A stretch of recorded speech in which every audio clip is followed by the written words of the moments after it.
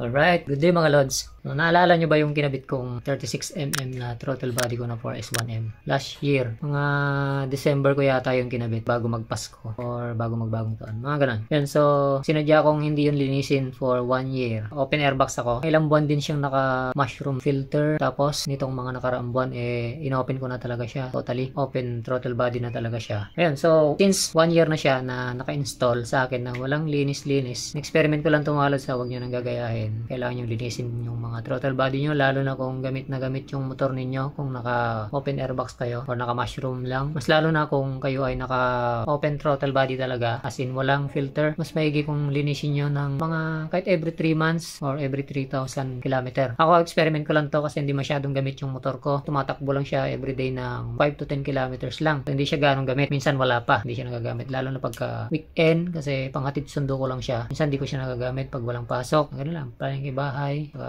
hatid sundo ng estudyante lang. And so ngayon ko lang siya lilinisin. Ito yung panglinis na binili ko. Ayan, pang CVT FI. Ayan, nakalagay naman Power Spray CVT FI Throttle Body Cleaner. Kahit anong brand naman mga lods, pwede rin yung pang carb cleaner. Titignan ko na rin kung gaano nakadumi yung aking throttle body. Hindi ko na rin babaklasin pala yung manifold ko, bali yung throttle body lang babaklasin ko. Pero depende yun kung gaano kadumi yung makikita ko sa throttle body ko. Kung hindi naman ganun kadumi, hindi ko na babaklasin yung manifold ko at dun ko na lang siya isprayhan. Kasi nakalagay naman dito sa ano na to, pwedeng isprayhan yung throttle body, ayun, throttle valve. Open mo lang tapos ispray mo siya ng mga 20 seconds, tapos hayaan mo siya ng mga 3 minutes, saka may balik, then saka mapanda rin yung motor. So pwede siyang linisin ng nakakabit lang kahit di mo siya baklasin, lalo na kung hindi naman siya ganun kadumi. Pero kung sobrang duming-dumi na talaga, sin sobrang itim, much better na kalasin mo na lang lods. Ayan, any brand po na panlinis, okay lang. Ito sa akin, Kobe yung tatak niyan eh. Ayan yung nakita ko na pang ano eh, throttle body cleaner. Pwedeng carburetor cleaner. Yun, so Kobe baka naman.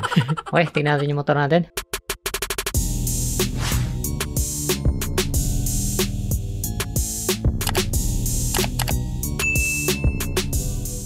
Yan, so ito yung motor ko. Wala pang ligo yan mga lods, punas-punas lang. Ito yung kagandahan mga lods na walang busina dito sa harap dahil napakadali niyang linisin. Walang busina rito, walang busina dito sa ibabaw ng engine. So tagusan talaga yan, napakadali niyang tukutin. Kaya ako nilagay yung busina ko doon sa ilalim. Ayun o. Pag nag-washing ka, napakadali niyang kuskusin, brushin kasi walang nakaharang dito. Yan, yun yung purpose ko kaya ako in-eliminate yung busina ko dito. Napakadali niyang linisin. Okay, so tatanggalin ko muna yung throttle body ko. May 10mm lang naman na ano dito, bolt tatanggalin. Hindi ko na muna tatanggalin yung aking manifold pati yung injector. Throttle body lang muna lilinisin ko. Depende kung gaano kadumi yung throttle body ko. Pag hindi gaano madumi, dito ko na lang siya i-sprayan mismo yung manifold. Yan, so baklasin muna natin.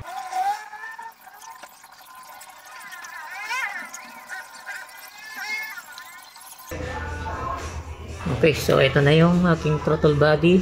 1 taon to mga lods. Sinadya ko talagang hindi linisin ng 1 taon kasi hindi masyadong gamit yung motor ko. Yan. So ngayon naka-open throttle body na talaga siya.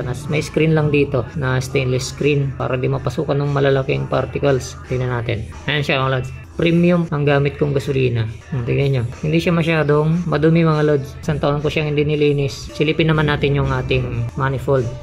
Ayan siya. May pula-pula lang, ayan o. Yan, so dyan ko na lang lilinisin yan. Hindi ko na yung kakalasin. Dyan ko na lang siya bubugahan ng cleaner so para hindi na ako magbaklas na marami. Kikita ko naman ito. Madumi na siya pero hindi sobrang dumi. Experiment ko lang to mga lods ng 1 taon na hindi lilinisin. Again, hindi po para sa lahat to kasi depende sa tinatakbuhan ng motor mo. Kung ang lugar niyo ay malikabok, may mga rough road condition, basta malikabok na lugar, hindi pwedeng linisin mo ng once a year lang. So, sa akin experiment lang. Ito naman yung kinalabasan, hindi gaanong madumi. Yan siya. Dito nga malinis eh sa harapan. Kasi dito sa harapan mga lods, napupunasan naman yan eh pag wala tong screen. Dito sa loob lang talaga yung ano. So, tatanggalin ko lang yung screen tapos lilinisin ko na siya.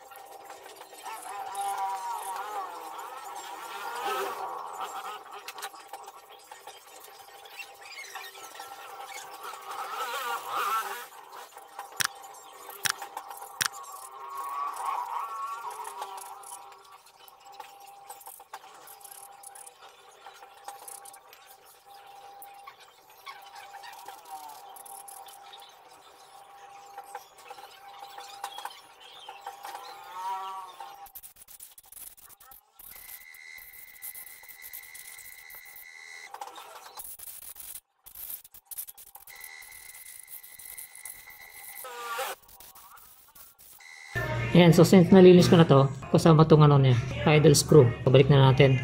Sasagad muna natin tapos bubuksan natin siya ng 2.5 turns. Ayan. 1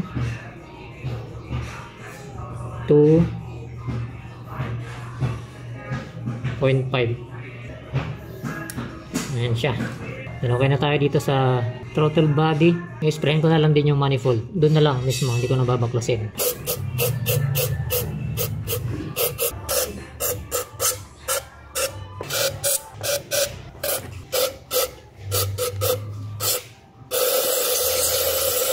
Yan, okay na yan. Tapos ayan lang muna natin ng mga 3 minutes. Ibabalik ko na rin to habang kababad pa yung cleaner doon sa aking manifold.